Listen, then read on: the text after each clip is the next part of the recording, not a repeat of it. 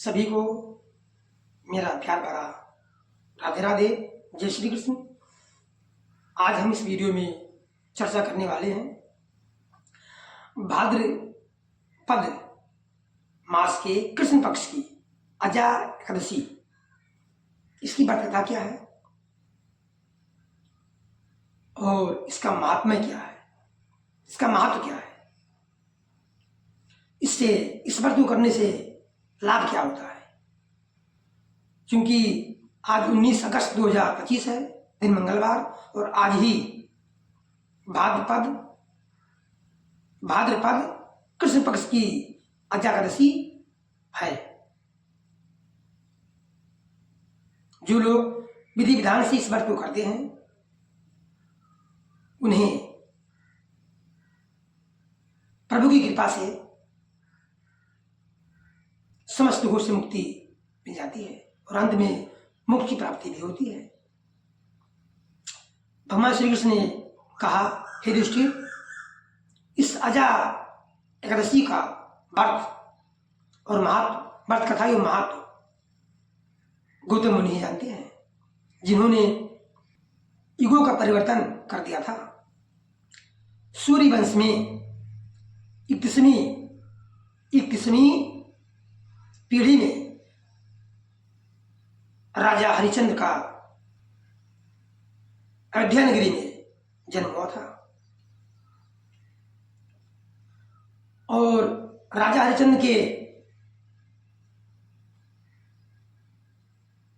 मुख्य द्वार पर मड़ियों में लिखा हुआ था, यानी मड़ियों के लेख में लिखा हुआ था कि इस द्वार पर मुंह मांगा दान दिया जाता है।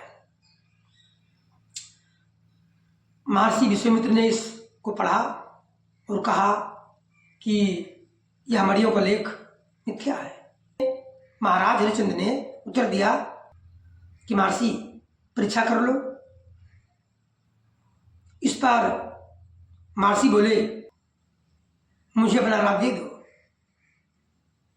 तब इस पर महाराजा हरिश्चंद्र ने कहा, प्रभु, राज आपका है, और क्या चाहिए बताइए। तो विश्वामित्र ने कहा,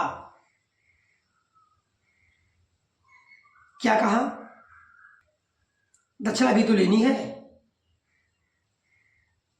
मेरी परीक्षा में पास होना बड़ा कठिन है, आपको मुर्दे जलाने पड़ेंगे, आपकी रानी को दासी बनना पड़ेगा। यदि ये सब स्वीकार हो तो मेरे साथ काशी चलो। राजा ने धर्म का सत्कार किया, सत्य पर डिगे रहे,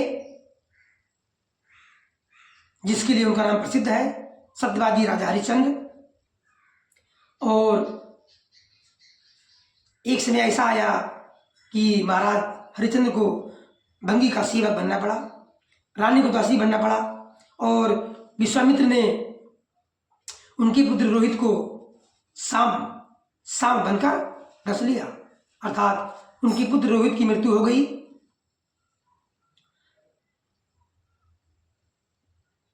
परंतु राजा ने सत्य को नहीं छोड़ा और राजा के अंदर मन में शोक की अग्नि भड़क उठी। उस समय गौतम मुनि के दिल में दया आ गई और गौतम मुनि के कहने पर महाराज हरिश्चंद्र ने अजा एकादशी का व्रत किया। अजा एकादशी का विधि विधान से व्रत किया और उस व्रत के प्रभाव से राजा के संपूर्ण संकट नष्ट हो गया और उस व्रत के प्रभाव से स्वर्ग में राजा के लिए जय जयकार हुआ।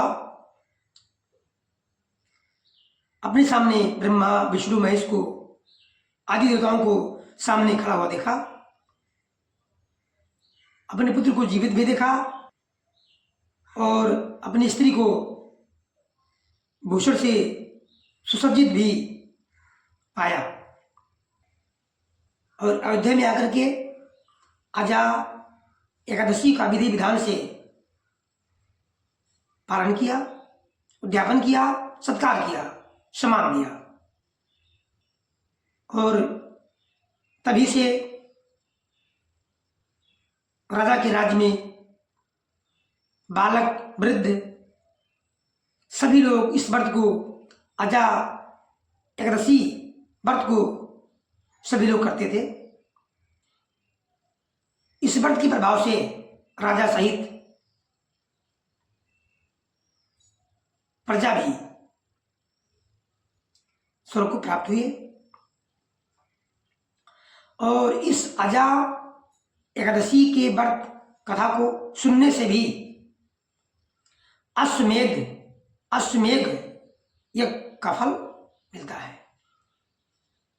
इसलिए सभी लोग इस व्रत को अवश्य करें, इससे भगवत कृपा प्राप्त होती है और सभी आपत्ति विपत्ति दुख मुसीबत टल जाते हैं। जय श्रीमन नारायण। सभी का दिन शुभ हो। हरि ओम।